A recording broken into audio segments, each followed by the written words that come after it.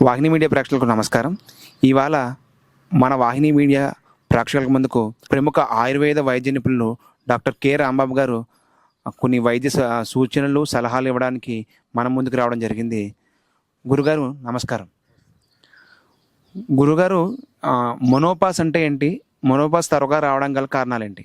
దీన్ని మోనోపాస్ అనకూడదు, మెనోపాస్ అనాలి. మెనోపాస్ అనేసి ఎందుకు వచ్చిందంటే మెన్స్ట్రుయేషన్ అనే ప్రాసెస్ నుంచి వచ్చిన పదం మెనోపాస్. పల్ల అవసరం లేదు.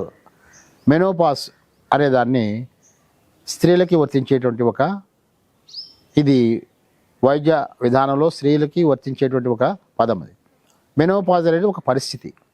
ఈ పరిస్థితి సాధారణంగా 45 సంవత్సరాలు దాటిన స్త్రీలకు 45 సంవత్సరాలు వచ్చేలోపు సహజంగా ఏర్పడుతుంటుంది. దీన్నే ముట్లు ఆగిపోయే ప్రక్రియ, ముట్లు ఆగిపోయే వయసు అని కూడా వెనకటి నుంచి దాన్ని సంబోధించడం జరిగేది.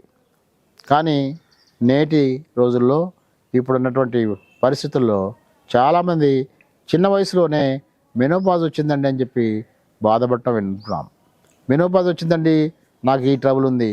మెనోపాజ్ వచ్చిందండి, నాకు ఆహారం తీసుకోవడం లేకపోతున్నాను. మెనోపాజ్ వచ్చిందండి, నాకు తలకాయ నొప్పి వస్తుంది. శరీరం అంతా ఆవిరిపోతున్నాయి, శరీరంలో ఏదో జరిగిపోతుంది అనిపిస్తుంది, నిద్ర పట్టట్లేదు, శరీరంలో నొప్పులు వస్తున్నాయి, ఏదో శరీరం నుంచి వేడివేడి ఆవిరి బయటికి పోతున్నట్టు అనిపిస్తోంది, శరీరం అంతా కూడా పాలుమాలికి అనిపిస్తుంది, ఏ పని చేయలేకపోతున్నాను నేను అని చెప్పేసి ఆడవాళ్ళు బాధపడటం చూస్తుంటాం. ఈ ప్రక్రియలన్నీ కూడా సాధారణంగా మెనోపాజ్ పీరియడ్లో జరుగుతాయి. మెనోపాజ్ పీరియడ్కి ఈ ప్రక్రియకి సంబంధం ఏంటి అని అడుగుతారు మీరు. బహుశా అడిగినట్టయితే మెనోపాజ్ అనేటువంటిది స్త్రీలలో వచ్చేటువంటి మిడిల్ ఏజ్కి సంతరించుకున్న తర్వాత వచ్చేటువంటి ఒక పరిస్థితి. ఈ మిడిల్ ఏజ్ పీరియడ్ అంటే 45 నుంచి 48 ఇయర్స్ ఆ ప్రాంతాల మధ్యలో జరుగుతుంది సహజంగా వైద్య విధానంలో కనుక చూసినట్లయితే. కానీ ఈ రోజుల్లో ఈ ప్రక్రియ త్వరగా వచ్చేస్తుంది అని చెప్పేసి చాలామంది స్త్రీలు వాపోతున్నారు, బాధపడుతున్నారు. దీనికి కారణం ఏంటంటే ముఖ్యంగా మనం తీసుకునేటువంటి ఆహార విహారాలు, రోజువారీ మన జీవితంలో మనం నడిచేటువంటి జీవన విధానం, అంటే జీవన సరళి, లైఫ్ స్టైలు, తర్వాత మనం అవసరానికి మించి శరీరాన్ని కష్టపెట్టడం, శరీరాన్ని అవసరానికి మించి సుఖింపజేయడం, అలాగే అవసరం లేని సమయాల్లో కూల్ అట్మాస్ఫియర్కి అలవాటు పడడం, అతి చల్లని పానీయాలను సేవించడం, అలాగే కెమికలైజ్డ్ కూల్ డ్రింక్స్ తాగడం, కెమికలైజ్డ్ ఆహార పదార్థాలను సేవించడం, అలాగే ఈ యొక్క బేకరీ పదార్థాలని స్వీకరించడం, ఆహారం వండుకోవడానికి బద్దకించి గబగబా వెళ్ళేసి అందుబాటులో ఉంది కదా అని చెప్పి పక్కన ఉన్నటువంటి హోటల్లో తెచ్చుకోవడం, బేకరీలో తెచ్చుకోవడం, ఇలాంటి ప్రక్రియలు చేయడం ద్వారా సమయాన్ని మంచిగా కుటుంబంలో ఉపయోగించుకోకపోగా శరీరాన్ని అధికంగా కష్టపడేలాగా, అధికంగా శరీరం వచ్చేసి కళ్ళు ఇబ్బంది పడేలాగా టీవీలు చూడడం, అలాగే సెల్లో వచ్చేసి ఆ సోషల్ సైట్స్ కోసం అని చెప్పేసి ఎంతో శోధించడం, ఇలా రోజువారీ ప్రక్రియల్లో అంటే దినసరి రోజువారీ ప్రక్రియలు ఏంటంటే లైఫ్ స్టైల్ యాక్టివిటీస్ అన్నీ కూడా తారుమారైపోయేలాగా చేసుకుంటున్నారు. కాబట్టి ఈ వైద్య విధానంలో ఈ మెనోపాజ్ అనే పదం, ఈ చెప్పుకోబడే మెనోపాజ్ అనే పరిస్థితి ఆడవాళ్ళకి త్వరగా వస్తుంది అనడానికి ముఖ్యమైన కారణాలు ఇప్పుడు చెప్పినవన్నీ కూడాను. మనోపాజ్ అనేది ఎన్ని సంవత్సరాలకు రావాలి? అయితే 35 ఏళ్ళకి 34 ఏళ్ళకి ఈ నెలసరిలు ఆగిపోవడం వల్ల ఎలాంటి దుష్ప్రభావాలు శరీరం మీద ఉంటాయి ఈ ఆడవాళ్ళలో? మెనోపాజ్ అనేటువంటిది సహజంగా అయితే మంచి ఆరోగ్యవంతులు అయితే 43 లేదా 45 నుంచి 48 సంవత్సరాలు ఆ మధ్యలో ఆ ప్రాంతంలో రావాలి, మిడిల్ ఏజ్ అంటాం సాధారణంగా.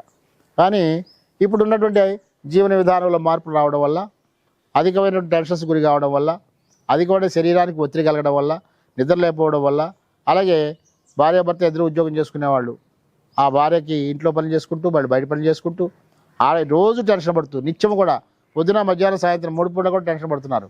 ఉద్యోగులు టెన్షన్ పడుతున్నారు, ఉద్యోగానికి అటెండ్ అవ్వడానికి టెన్షన్ పడుతున్నారు, రిటర్న్లో వచ్చేటప్పుడు త్వరగా ఇంటికి చేరుకోగలవా లేదా అని చెప్పేసి టెన్షన్ పడుతూ ఈ యొక్క శరీరానికి మనసుకి ఒత్తిడికి గురైపోతున్నారు. కాబట్టి త్వరగా ఈ మెనోపాజ్ అనే పీరియడ్ అనేటువంటిది సంభవిస్తుంది. ఈ మెనోపాజ్ పీరియడ్స్ అనే పరిస్థితి దాపురిస్తుంది. ఇప్పుడు ఈ త్వరగానే మనోపాజ్ దశకు చేరిపోతే కొంతమందిలో 35 ఏళ్ళకి కూడా సంతానం కలగని వాళ్ళు ఉంటారు. వాళ్ళకి నెలసరిలు ఆగిపోవడం వల్ల సంతానం కలిగే విధానం అనేది ఉండకపోవచ్చు.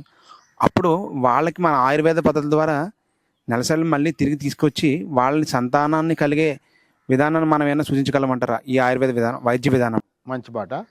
తప్పనిసరిగా ఆయుర్వేద వైద్య విధానంలో ఇలాంటి అపశృతులు అనే పరిస్థితి ఏర్పడినప్పుడు, అపశృతులు అంటే అవసరానికంటే కూడా ముందే, వయసు కంటే కూడా ముందే ఈ మెనోపాజ్ పీరియడ్ రావడం, అలాగే లేటుగా బిడ్డలు పుట్టడం, అలాగే మరి జీవన విధానంలో వచ్చేసి ఈ మెనోపాజల్ పీరియడ్ రాకముందే మెన్స్ట్రువల్ ప్రాబ్లమ్స్ రావడం, నెలవారీ సమస్యలు రావడం, ఇవన్నీ కూడా జరుగుతున్నాయంటే వీటికి మూల కారణం అంటే జీవన సరళి మారింది. వెనకట 60 సంవత్సరాల క్రితం ఉన్న వాళ్ళ జీవన సరళి ఎంత బాగుండేదో ఇప్పుడున్నటువంటి యువకుల యొక్క జీవన సరళి ఈ 2021 ఈ దశకంలో 2021 నుంచి దాదాపుగా ఈ దశకం నుంచి మొదలు పెట్టుకున్నట్టయితే ఆరోగ్య విధానాల్లో మార్పులు చాలా వచ్చినాయి.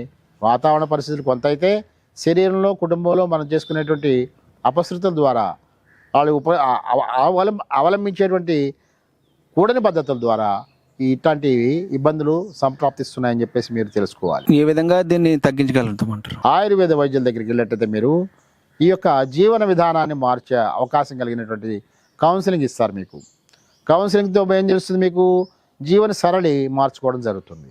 అలాగే ఈ కౌన్సిలింగ్లు 3 రకాలు ఉంటాయి.